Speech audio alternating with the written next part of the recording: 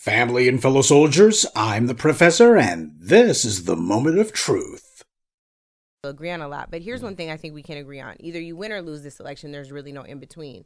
Dr. Stein, in 2002, you ran for governor of Massachusetts and you lost. In 2004, you ran for state representative in Massachusetts and you lost.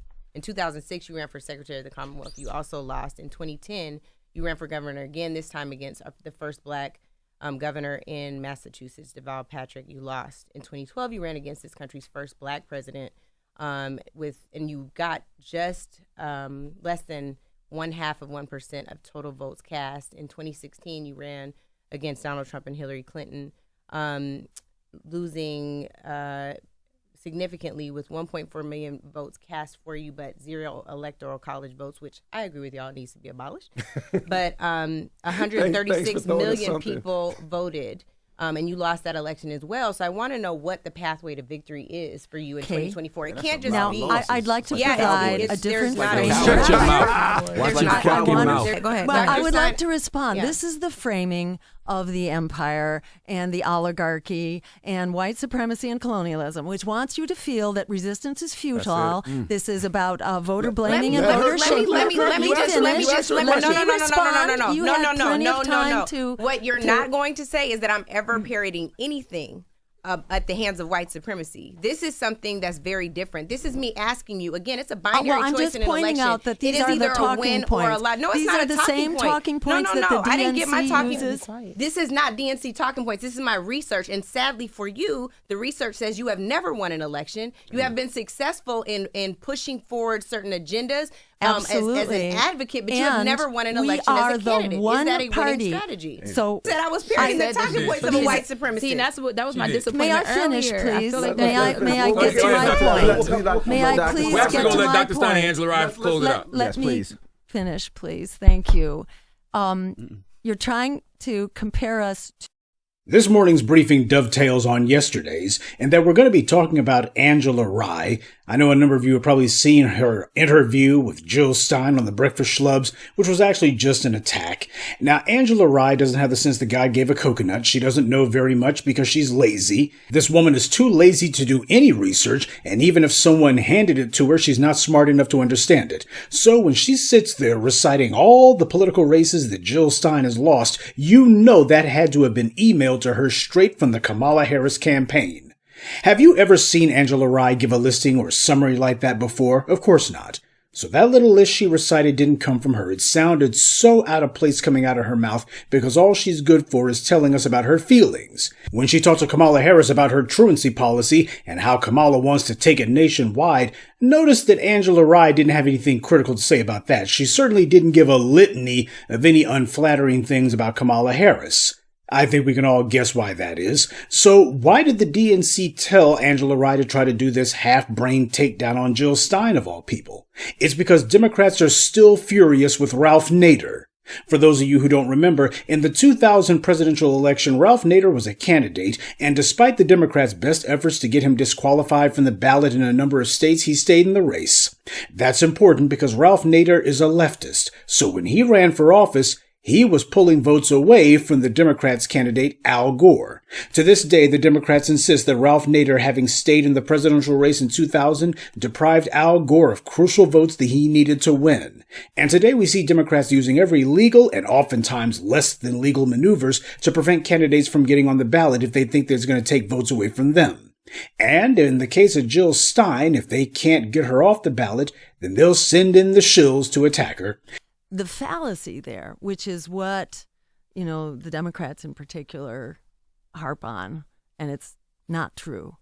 The idea that votes for Greens came at the expense of votes for Hillary Clinton. We actually know from exit polls and just from talking to people who vote for us, and it's about 61% of everybody who votes for us would not have come out to vote. So those votes didn't come from Hillary Clinton, and some of them actually came from Trump too. So if you actually crunch the numbers, what you see is that the outcome would not have changed at all. Now, I've heard Jill Stein's spiel. Some of it sounds good, other parts I'm less than enthused about. This is not an endorsement for her, a shocker for those of you who might have been expecting it. My real problem was that the breakfast schlubs, though, were doing their same old stupid buffoonery routine, shucking and jiving to beat the band, to the point that Jill Stein had to shout them down to be quiet so she could speak. I want to provide. And I also Can I respond, 1 second. please? I also- May I And respond? Kamala Harris support. May I respond? Y'all bring it May back. I respond? Go ahead, Angela. Go ahead. You would never have known that she was supposed to be their guest by the way they were acting. It was clear they wanted listeners and viewers to know that they weren't taking her seriously. Well, why invite her to the studio for an interview if you obviously didn't want her there? Because Kamala Harris is taking on water. There's all kinds of gaps in her black voter support. The ski-wee contingent are failing again to get her black votes. So they figure they need to draw black voters from anywhere they can. And there's more than a few black people who are looking for some sort of political alternative, and they've become more receptive to the Green Party's message, mainly because that's the only party outside of the two major ones that some of them can actually find on the internet.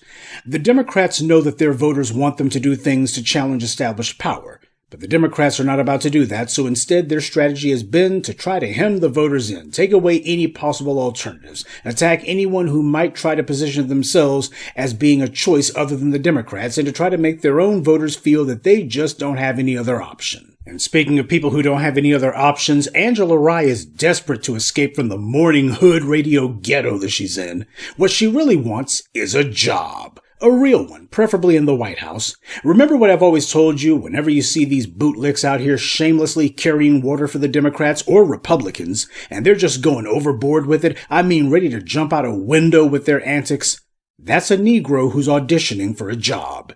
In this case, Angela Rye desperately wants a job in the White House Communications Office. That's what the shills like Rye and Roly-Poly dream of having, because that's supposed to be the ultimate resume enhancer. But first, they have to show their would-be white paymasters that they can control us. Or at the very least, they gotta show that they're really gonna go to the mat to defy whatever the black consensus is. That's why the Roly-Polies and the Joy Reids and others insult us all the time. That is, when they're not claiming that we're Russian bots or that we're irrelevant altogether. They hope that if they just shamelessly repeat all the Democrats' lies, scream at black people and try to browbeat us into obedience, they hope that if they just boldly ignore all the anti-black policies the Democrats have put into law, like the 94 crime bill that Joe Biden himself wrote, and of course Kamala Harris's truancy law, then this will certainly prove their total allegiance to white power and they can finally get a job in the White House. And why not? It worked for Simone Sanders. She lied through her horse teeth when she claimed that the black mass incarceration that followed the passage of Biden's 94 crime bill had absolutely nothing to do with the crime bill itself. It was the states who were to blame, Simone Sanders said, because the incarcerations were taking place at the state level. Victor Blackwell of CNN was the only person who ever challenged Sanders on that, reminding her that the 94 crime bill had a provision in it, the so-called Truth in Sentencing statute, that gave billions of dollars to the states if the states changed their laws to bring them in line with Biden's own harsher penalties. Having been caught in her lie, Simone Sanders didn't tell the truth. Instead, she tried to scurry away from it. But the entire reason she was telling those lies in the first place was because this is what she had to do if she wanted a chance in hell of getting a White House job. She had to lie through her teeth. This is how low you have to stoop as a bootlick if you want a job from white power. Sadly, there's no shortage of Negroes who are willing to do exactly that. And Simone Sanders was just so confident that Biden would make her the White House press secretary, but instead she was put in the basement, allegedly working for Kamala Harris's VP Communications office, and we all see what a fiasco that became, and less than a year into her job, Simone Sanders announced that she was leaving the White House, but she had already gotten her equity out of the game because she now had what she wanted all along, a resume enhancer. She could finally claim that she had worked at the White House. Sure, she didn't do anything. She had spent all of 2021 in the White House basement being ignored, but at least she could say that she had worked there. Now, Angela Rye saw what Simone Sanders did, and she wants the same thing. This year's presidential election is going to be perilously close. If ever the phrase "every vote counts" meant anything, it's going to be this year. Problem for the Democrats is Kamala Harris is still polling behind the orange man. Angela Rye can't even tell you why black people should vote for Kamala Harris other than she's not Trump. Well, you know what? Neither is Jill Stein. The difference is, at least Stein is saying that she'll support some of the things that we're demanding, which is more than Kamala Harris or any of the Democrats has ever done. At least Jill Stein's willing to say white supremacy. There's two political parties, and both of them have told us what they're not going to do for us. Now, what the hell would we look like voting for either one of them? We'd look like fools. And more black people are waking up to the con game that we've been falling for all these decades. White power has a lot of tricks in its bag, but the main trick it uses is to control us by convincing us there's not enough of us to make a difference. Sure, there's some of us who disagree with the status quo, and yeah, we put our heads together so we got a group of us, but there's just not enough of you, so what's the use?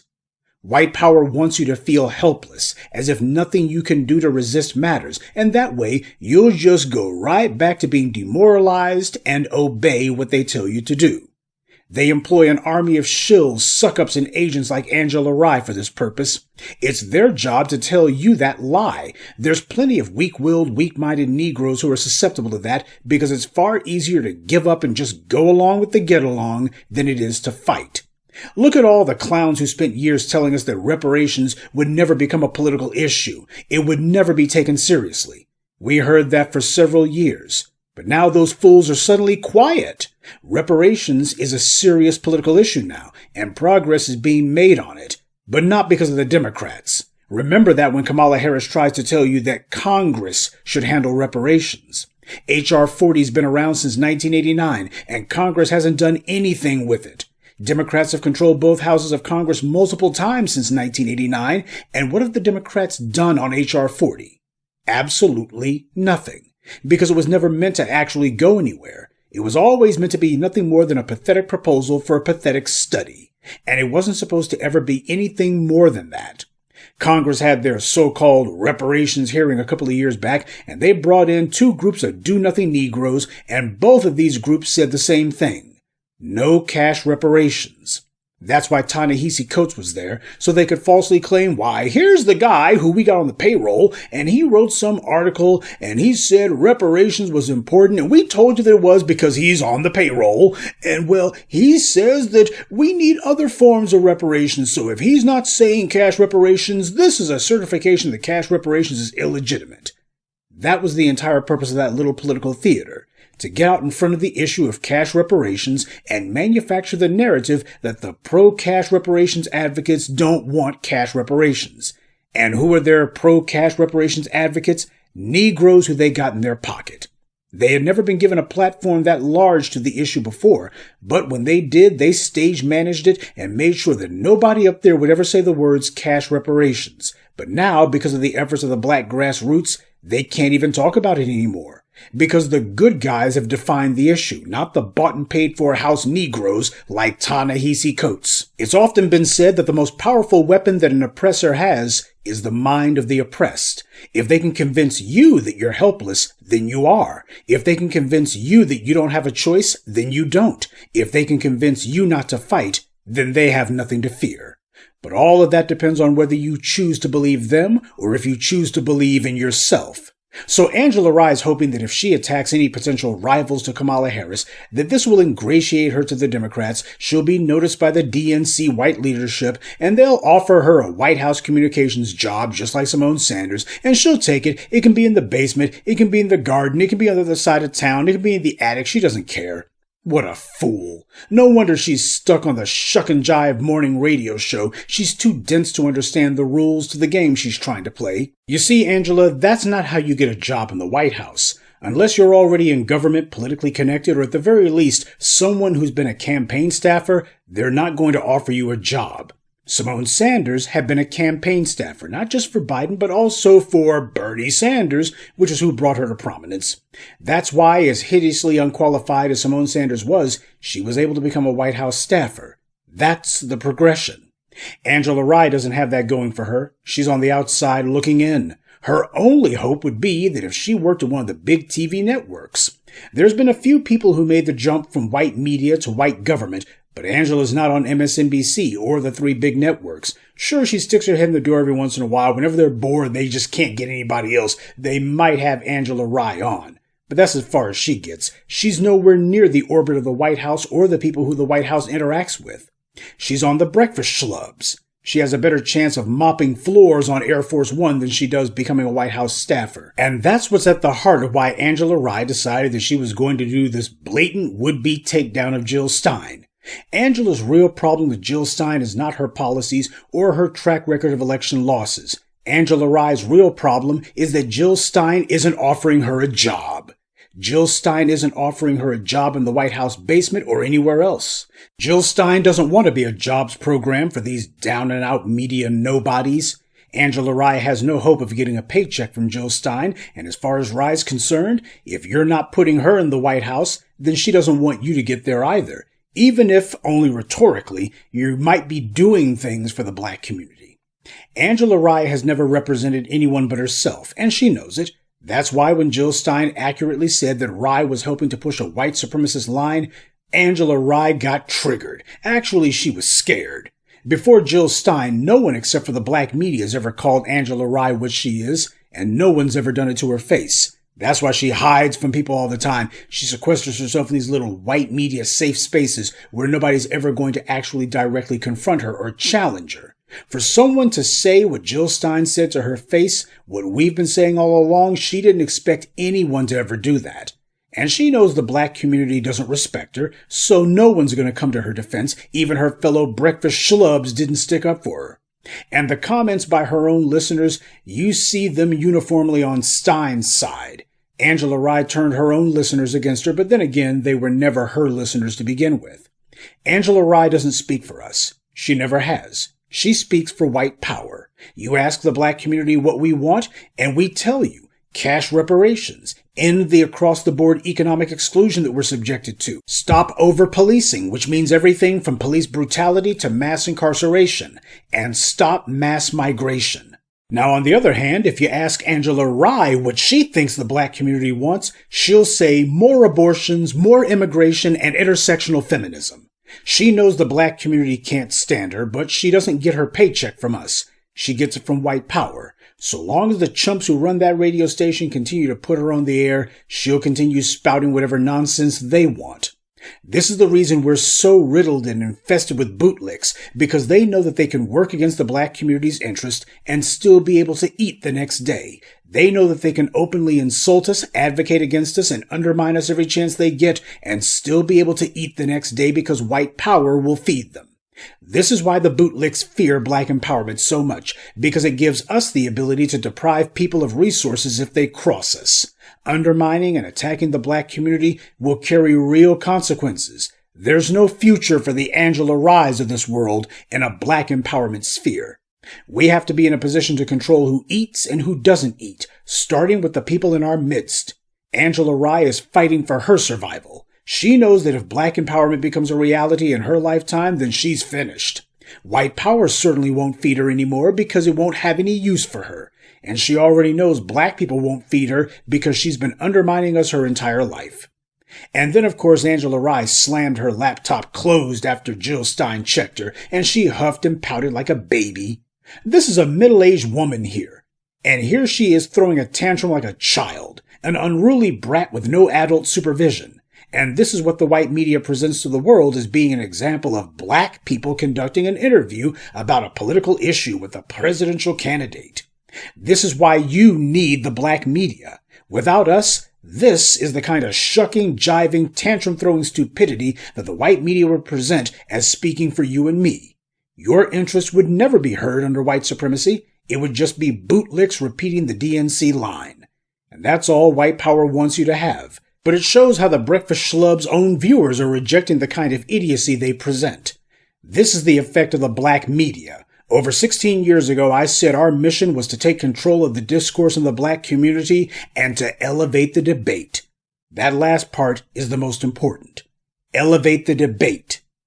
We have fought for over a decade and a half to raise the political IQ of our people and to make intelligent discourse the norm. And as you see, our work is bearing fruit. Yes, the bootlicks like the breakfast schlubs are doing their white paymasters' bidding. These guys are not going to evaporate and go away overnight. They're going to try to drag us back into the muck. But their own listeners are starting to resist them, to the point now that when they attack someone, their listeners take the other guy's side. That's how you know you've got no legitimacy or even credibility even with your own listeners. And what Angela Rye did backfiring in her face, there's precedent for this because this is the same thing that happened with Trump when Fox News ganged up on him during the Republican primary debates. When you dogpile a candidate, even an unpopular one, this makes them sympathetic in the eyes of the viewers. They can tell when the host or the moderators of a forum are clearly against someone, and it will make the people who watch these political attacks sympathize with that candidate. This is why the Breakfast Schlub's own viewers made it clear they didn't like what Angela Rye did. She was obviously trying to smear Jill Stein and condescend to her, and that will almost always backfire. Just because the host of a program personally dislikes the person that they're talking to doesn't mean the audience will. In almost all cases, when an audience tunes in to watch someone, even someone they don't like, they're doing it because they actually want to hear what that person has to say. And so long as that person isn't obnoxious, folks are going to want to hear them out. If the only thing the host does, however, is to insult them and talk down to them, the audience will recognize the host's lack of civility or courtesy and reject it. That's common sense. Angela Rye should have known that, but common sense ain't common for her. This is why shills and plants are so counterproductive. They didn't become shills because they were smart. They became shills precisely because they're not smart. So when it comes time for these low IQ tools to attack somebody, they won't do it with skill or intelligence. They'll instead just barge right in like a bull in a china shop, make open attacks, show everyone how biased they are, and in the process, validate the person they were trying to attack. Now again, I'm no Green Party supporter. Let me go ahead and repeat that. You've never heard me mention them before, and it's pretty unlikely that I'm going to be mentioning them again in the future. But the reason these white media companies hire clowns like the Breakfast Schlubs is to present black people to the world as ignorant and foolish. That's the real reason for this morning's briefing. As if pork chop politics is all that black folks are capable of and all that we deserve. When you have idiots like these four talking stupid, shucking and jiving and making dumb jokes to the point that their own guest has to tell them to shut up so that she can speak, this is done so that they can validate the Democrats telling us to get our booty to the polls and bringing out Meg the Stallion and all the other disrespectful things the Democrats do and that they say when they allegedly are reaching out to black voters. This is meant to be a validation of it. See how dumb these black people are? Because if we're as dumb as the Breakfast Schlubs, then why shouldn't they talk to us like plantation slaves? Instead of an intelligent discussion about the issues and using the Stein interview as a chance to highlight what's important to black people, instead we saw a feckless DNC shill, Angela Rye, show that she got the memo from the Harris campaign and was going to the hilt to attack the rival of a person that she hopes to get a job from. And when Rye wasn't being belligerent, the rest of her friends were just being total fools. The Breakfast Schlub's job is to reinforce the narrative and interest of white power, not to challenge it. And if you talk about a black first agenda, that means power must change hands. And Kamala Harris's job is to make sure that doesn't happen. Her job is to freeze the racial pecking order as it is. And the job of shills like Angela Rye is to tell you and me that you don't have a choice but to go along with this duopoly, where both parties have been bought off, both parties constantly tell you they're not going to do anything for you, but you have to pretend as if one of them might. See, if you're going to enslave people for the long haul, you can't do it with just one oppressive force. When you only use one oppressor, then people can clearly see who's oppressing them, and they can all focus on fighting that oppressor. White supremacy is sophisticated. It has to be to have lasted this long. So what white supremacy understood is that the best way to keep people from directly fighting the system that oppresses them is to give them the illusion of choice. This way, they become unwitting collaborators in their own oppression. You don't have to invest quite so much in having direct overseers to hold the people in line. Instead, they'll restrain themselves from taking the kind of direct and aggressive action necessary to change their circumstances. You see, when you present somebody with the illusion of choice, then they will convince themselves that they don't have to tear down the system. Why, if they just vote for these people over here, then they can change the system without having to dismantle it. And that means that they no longer become a threat to the system at all. If you've got people enslaved, it's not enough to just have slave owners. A lot of those slaves will escape or revolt or try to get away from that evil system. So in addition to slave owners, you also have to have slave catchers too. That's what the Democrats are in political terms. The slave catcher's job is to bring the slaves back to the plantation. And when you consider that both political parties work for the same wealthy paymasters, what purpose do you think Democrats serve? To get us to sit on our hands when we're oppressed and wait for them to do something about it. Even when they tell you to their face, they're not going to do anything at all. So Jill Stein accurately described Angela Rye, and that's what set her off. She's an agent of white supremacy, but then again, the black media has been telling you that about her all along. And you can tell Rye is getting frustrated with where she is at this point in her career. She's wound up like Jamila Lemieux, a worn-out, used-up tool banished to the media chitlin circuit. The white media doesn't like women in general unless you're some kind of eye candy. Angela's middle-aged, so the opportunity for her to get some big network gig is gone. She's hoping that if Kamala Harris becomes president, though maybe, just maybe, there will be some kind of administration job for her, and with that on her resume, maybe she can finally get a weekend gig on some white cable network. That's her goal. Idiot. The stunt she pulled is a one-and-done affair. She'll get a pat on the back, but nothing else. Of course, white power isn't trying to improve their tool's station in life. That's not what you do with a tool. You use a tool until it's no longer of use, and then you throw it away. You don't try to repair it or find a new use for it or hold on to it for sentimental value. You know, in a morbidly curious kind of way, there's a part of me that actually does wish that there was some 1 in a billion chance that Jill Stein could actually become president, because if she did, and she then decided to hire Angela Rye to be her White House press secretary, or even to mop the floors with her tongue, I bet you Angela Rye, she would just be so happy to get that job. Of course she would. It'd be the biggest thing that ever happened to her. And if in our fictional scenario, President Stein decided to use that as an opportunity to remind the world of all of Angela Rye's career failures, well, I'll bet you Angela Rye would take it with a smile and still come back to the White House anyway. Good day, and be one. I'll mention some of our contributors in a moment, but I'd like to take a moment to give a special word to Stay Positive. Be sure to keep him in our prayers right now. I know that he would appreciate it. I'd also like to mention Jerlene Harris, Barrington Mack, Christopher Ellis, and Pamela Hyman. Salute to them, and thank you to everyone for listening, liking, and sharing this message. Black empowerment only exists because of you.